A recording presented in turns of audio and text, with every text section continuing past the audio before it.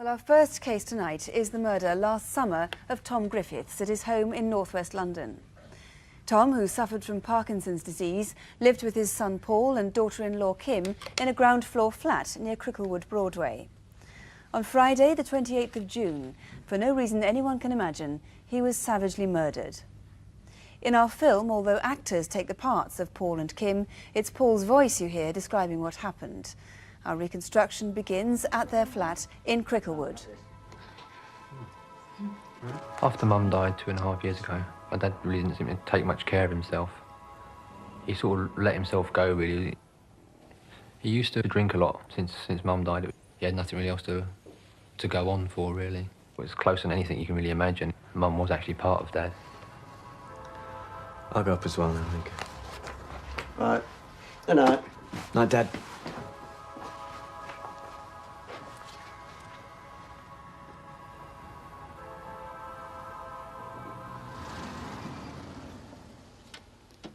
On the morning of the day Tom was murdered, Friday the 28th of June, he went to St John's Wood to do some odd jobs for a family friend. He left there at about 10:30. But no one knows how he spent the rest of that day. He arrived home at around 6 o'clock.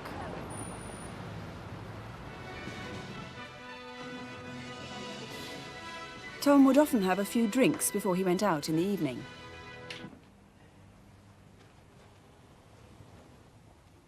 And he'd always put the radio on to deter burglars.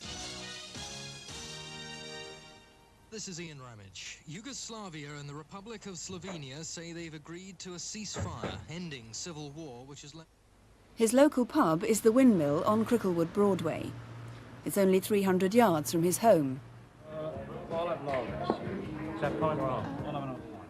The key to his murder may well lie in what happened here that night. He joined his friend, Dave Sampson. Hello, you get Dave. On Friday evening, Tom came in about 9. He appeared to have been drinking at home that evening. Oh, same as usual, bit of this, bit of that. Bloody cars playing me up. Do you know, I'd have spent a fortune on that bloody thing. Tom got a little bit loud, but it wasn't really a problem.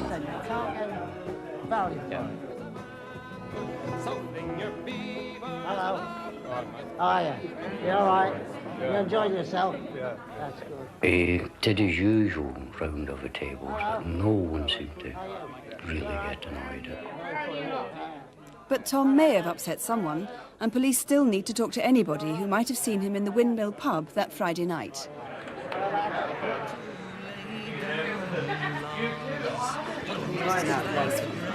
Are you all right, Tom? Take care, mate. Watch how you go down the road. See you tomorrow. Yeah, I'll see you tomorrow. See you, Dave. You all right? Yeah. Sure.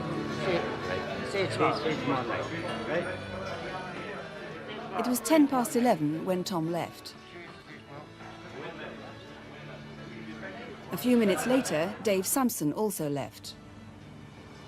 Outside, he saw Tom standing in the road talking to a couple. A man standing in the doorway appeared to be watching them. 5 minutes later, Barry Tuffy was walking along Cricklewood, Broadway. I was taking my dog Max for a walk about 11:15. I noticed this man in the road talking to two young girls. His age about 60. And they had their hand out. They was looking for, well, basically money. That's what I thought it was, you know.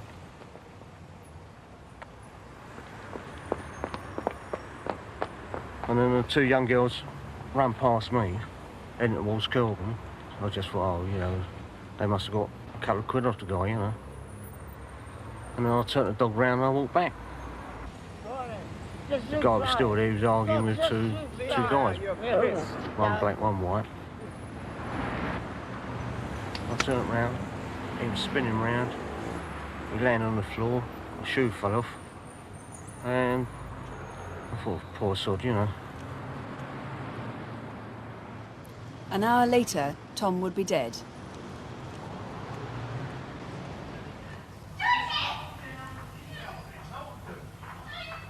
Meanwhile, in Scardew Road, a neighbour across the street from Tom's house saw a couple arguing. They stopped outside Tom's flat. An hour after that, at about 20 past midnight, the woman in the flat above Tom's heard him shouting in the shared hall downstairs.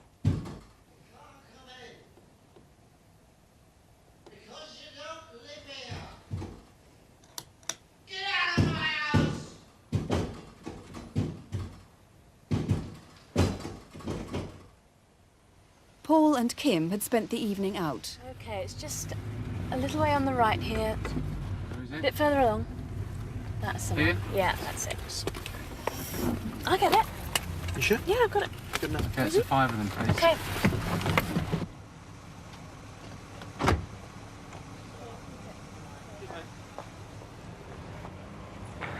When Kim and I got home, I saw a man walking down their pathway, turning right to walk down towards the Broadway. I didn't really take much notice of him. You know, it could have been a friend of upstairs. You know, we've often seen that before.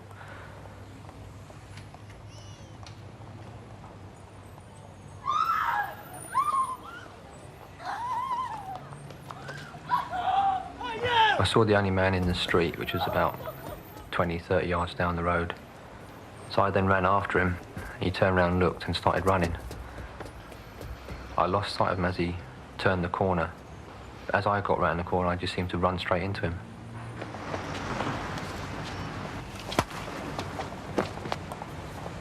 Now piss off if you don't want some more. I'd say the man was about 6 foot tall. He's in his late 20s, early 30s. He had short, curly, light brown or ginger hair. He also had a moustache, I think.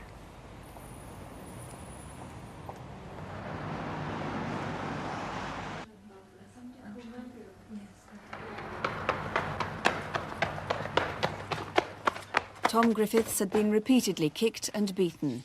He died within a few minutes. Well, Mr. Dixon, as I said earlier, Tom was killed for no reason that anyone can imagine. Have you any theories at all? Well, the motive isn't clear because he did have property on his person which wasn't taken. His flat wasn't broken into. As you've seen from the film, I think perhaps his behaviour in the pub was the cause of it, or perhaps when he left the pub in the Cricklewood Broadway. So it could be absolutely crucial that anyone in the Windmill pub that night, Friday the 28th of June, comes forward. Yes, it is. That's a particularly busy area. There are a lot of Irish people. It may well be that they are not in the area now. They've returned home. I need to talk to anybody who may have seen anything in the pub or immediately outside. And I know you feel that there could be around 30 people who haven't come forward yet, so please do call if you were there. Where do you think Tom went in the hour between 20 past 11 when he was seen outside the pub and the time he was found dying an hour later? In the past, he's gone to late-night cafes or he's gone to dance halls or drinking clubs. He could even have gone off and had a drink with a casual acquaintance. I must emphasise that I'm trying to find anybody who can assist me with his movements in those hours. Right, that's another thing. Now, when Paul chased the killer and rounded the corner to encounter the man who then punched him, that man presumably need not have been the killer. It might have been somebody different. That's right, it may well not have been. You'll have seen from the film that he ran after him, turned left, and there was the man. It would seem strange if he was the killer that he would be so available. If that man has nothing to do with it, he may well have seen the killer. It's very important that I speak to him. There's the artist's impression of him again. The killer left behind one very important clue. Yes, he did. He left a footprint, and that footprint we know comes from a pony training shoe, size 11. That's one of a similar type, but of course it can be of many different colours. It's quite a distinctive soul to it. Yes, it is. And as you say, that wouldn't have been multicoloured necessarily. It could have Not been any other colours. necessarily, no. Could we have a description of the man who we believe killed Tom? He was in his late 20s, early 30s. He was about 6 foot tall. The only definite feature is he was wearing those trainer shoes. I need to speak to anybody who may have any knowledge of such a person, or particularly someone who wears those shoes at the period of June and isn't wearing them now. Right, and remember that's a size 11. So we're going back 4 months here to the summer, Friday the 28th of June. If you can help, your information will be treated with absolute discretion. You can ring us here on 081 811 8181, or you can contact the Albany Street Police Station direct. The number there is 071 725 4212. That's 071 725 4212.